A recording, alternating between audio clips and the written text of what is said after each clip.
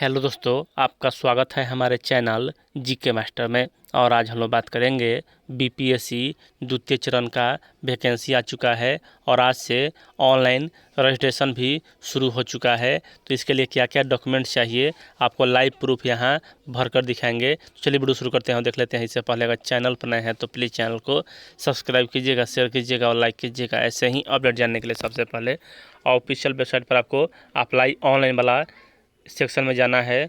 वहाँ से आपको यह पोर्टल खुल कर आएगा। सबसे पहले यहाँ क्या पूछ रहा है कि कैंडिडेट फर्स्ट नेम, यानी कि मान के चलिए आपका नाम अगर राहुल कुमार है तो राहुल यहाँ दीजिएगा।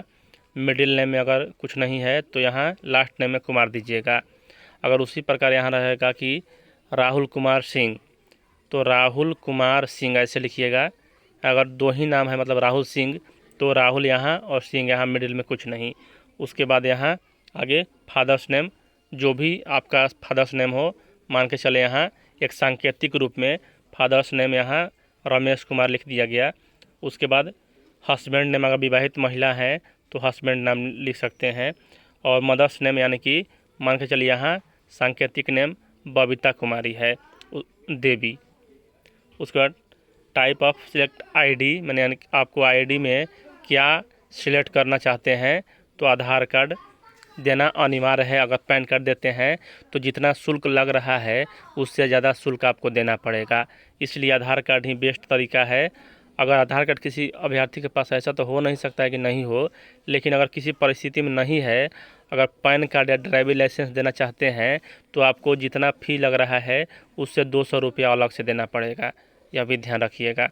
और उसके बाद यहाँ आधार नंबर देना है।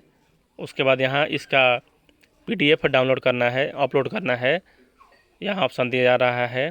उसके बाद are you citizen of India, तो यस होगा ही क्योंकि सभी भारत के अभ्यर्थी इसमें भाग लेंगे। और यहाँ क्या आप भारत मतलब बिहार के अस्थायी निवासी हैं तो जो अस्थायी निवासी हैं वह यस करेंगे और जो अस्थायी निवासी नहीं है वह नो करेंगे, उन्हें जनरल में गिनती होगा। उसके बाद अगर आप किसी रिजर्व कैटेगरी से बिहार के हैं और आपको यहाँ चाहिए रिजर्वेशन तो यहाँ यस कीजिए। तो उसके बाद यहाँ खुल कर आएगा EWS SC ST EBC BC, और आपको यहाँ इसी प्रकार अभी अपलोड नहीं करना है किसी प्रकार कोई डॉक्यूमेंट। देख लीजिए यहाँ आगे यहाँ लिखा हुआ है कि इकोनॉमिक बेकर शिक्षण, ये सब मैंने फुल फॉर्म लिखा हुआ है। उसके बाद नोट, आवेदक अपनी जाति एवं आरक्षित कोटि से पूर्णतः आश्वस्त हो लें, किसी प्रकार की कोई त्रुटि होने पर आरक्षण का दावा नहीं है। अगर आप EWS हैं और EBC में डाल देते हैं तो कैसे होगा डाउनलोड, मतलब कि आपका दावा।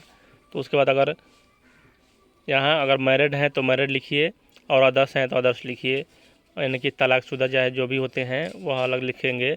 और जेंडर मेल है, फीमेल है, थर्ड जेंडर हैं आप देख सकते हैं।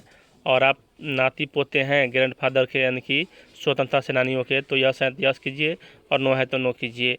और यहाँ बेंचमार्क, यानी कि आप किसी प्रकार की कोई दिव्यांगता का प्रमाण पत्र रखते हैं तो यस है तो यस कीजिए और नो है तो नो कीजिए। और यहाँ किस प्रकार का दिव्यांगता आपके पास है, और यहाँ 40% से अधिक होना चाहिए तभी आपको मान दिया जाएगा। उसके बाद यहाँ देख लीजिए आगे आर यू किसी प्रकार के मतलब कोई मतलब कि आप एयरफोर्स आर्मी नेवी के रिटायर हैं तो यस कीजिए और नहीं है तो नो कीजिए। उसके बाद सबसे महत्वपूर्ण कि यह नियोजित शिक्षकों के लिए है। पंचायती राज एवं नगर संस्थान निकाय संस्थान नियुक्त एवं कार्यरत शिक्षक अगर हैं तो यस, और यहाँ आपको स्कूल डिस्ट्रिक्ट सभी सिलेक्ट करना होगा। जो नियोजित शिक्षक है उन्हें अगर नहीं है तो नो कीजिए, आपको कुछ भरने की आवश्यकता नहीं है। उसके बाद यहाँ पूछा जा रहा है कि अपनी शैक्षणिक योग्यता के अनुसार इनमें से कोई एक चुने। अगर आपकी कौन सा यहाँ चुनना चाहते हैं देख लीजिए यहाँ B.Ed by B.Ed M.Ed by B.L.Ed B.A.Ed B.Sc.Ed B.P.Ed प्रारंभिक शिक्षा शास्त्र में 2 वर्षीय डिप्लोमा धारक अभ्यर्थी, यानी कि DLED भी भर सकता है, लेकिन अगर ग्रेजुएशन के बाद उन्होंने DLED किया हो तब, और यह कक्षा 6 से 8 के लिए होगा। उसके बाद यहाँ केवल कंप्यूटर विज्ञान विषय के अभ्यर्थी जो शैक्षणिक योग्यता तथा B.Ed आदि धारक नहीं है वह भर सकते हैं।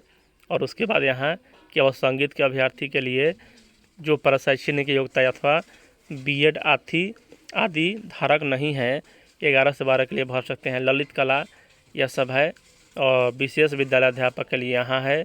उसके बाद सबसे महत्वपूर्ण यहाँ आता है कि आपके द्वारा उत्तीर्ण पात्रता व दक्षता परीक्षा वर्ष 2012 से पूर्व नियुक्त एवं कार्य शिक्षक, अगर आप दक्षता परीक्षा यहाँ अगर पात्रता परीक्षा अगर रखते हैं तो अगर आप इस पर क्लिक करेंगे तो इसका जो इंटरफेस होगा वह ऐसा। पात्रता परीक्षा आपने मतलब सिलेक्ट कर लिया तो यहाँ आपसे पूछा जाएगा आप इनमें से किस पात्रता व दक्षता एवं पात्रता परीक्षा की योग्यता रखते हैं, और यह कक्षा 6 से 8 के लिए है। सीटेट पेपर 2, बीटेट पेपर 2, दक्षता परीक्षा कक्षा 6 से 8 प्रारंभिक विद्यालय अध्यापक के लिए। यह सिविल अभ्यर्थी के लिए है, नियोजित शिक्षक के लिए भी हो सकता है। आगे यहाँ देख लीजिए STET बिहार STET पेपर 1, यह होगा कक्षा 9 से 10 के लिए, और आप किस में मतलब कि यहाँ एलिजिबल हैं देख लें।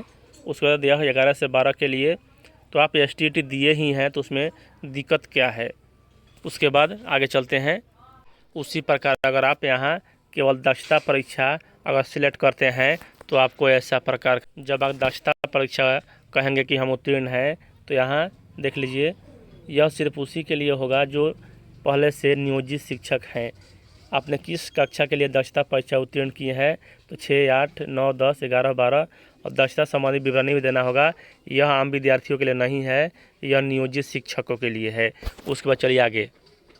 उसके बाद आपसे आगे पूछेगा आप इनमें से किस विद्यालय अध्यापक की अनिवार्य अर्हता रखते हैं, तो शिक्षा विभाग के विद्यालय अध्यापक पद के लिए, और यहाँ दोनों के लिए ही होगा क्योंकि दोनों का जो क्वालिफिकेशन है वह सेम ही है।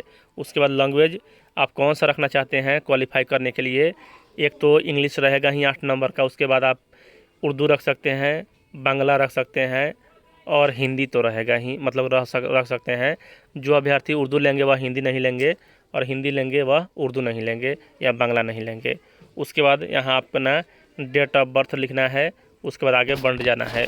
आगे बढ़ने के बाद यहाँ आपका पता पूछ रहा है, आपको यहाँ अपना एड्रेस लिखना है। यह हो गया आपका टेम्पोररी एड्रेस और यहाँ हो गया आपका परमानेंट एड्रेस। अगर दोनों सेम ही है तो आप कॉपी पेस्ट कर सकते हैं, उससे कोई दिक्कत नहीं होगा। और यहाँ सबसे महत्वपूर्ण है क्या आप इस पद के लिए योग्यता रखते हैं, तो इसमें हाँ रखते हैं तभी आप आगे बढ़ सकते हैं। उसके बाद यहाँ आपका ईमेल आईडी और मोबाइल नंबर होना चाहिए अनिवार्य रूप से, और यहाँ वेरीफाई होगा OTP से, इसलिए यह अनिवार्य होगा।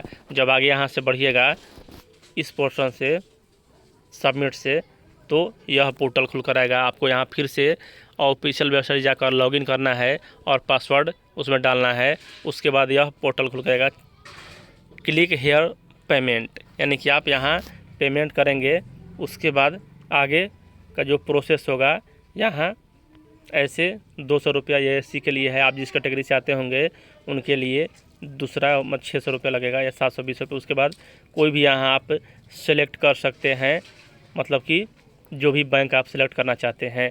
उसके बाद यह पोर्टल खुल कर आएगा कि आपका मतलब कि रजिस्ट्रेशन नंबर हो गया है, और यहाँ आपका चालान मतलब कि पेमेंट भी स्टेटस दिखाने लगेगा। उसके बाद फाइनल रूप से यहाँ आप आ जाएंगे, लेकिन अभी यहाँ ऑप्शन नहीं दिया जा रहा है, अभी आपको इतना ही प्रोसेस करना है बस। उसके बाद 10 तारीख से आपका अगला प्रोसेस होगा। देखिए यहाँ आप आज जो हम बताएं यहाँ वह अभी कर लिए आप। 5 से लेकर 11 तक निबंधन एवं भुगतान प्रारंभ करने की तिथि। उसके बाद विलम्ब शुल्क के साथ यह होगा, लेकिन ऑनलाइन आवेदन प्रारंभ करने की तिथि जो है वह 10 तारीख से होगा। तो आप लोग इस चैनल से बने रहें, जब ऑनलाइन फॉर्म का अगला स्टेप आएगा तो आपको सूचित कर दिया जाएगा और इस चैनल पर आपको लाइव प्रूफ भर कर दिखाया जाएगा। तो चलिए आशा करते हैं यह वीडियो आप लोगों के लिए उपयोगी सिद्ध हुआ होगा। चलिए इस वीडियो में इतना ही। वीडियो देखने के लिए धन्यवाद।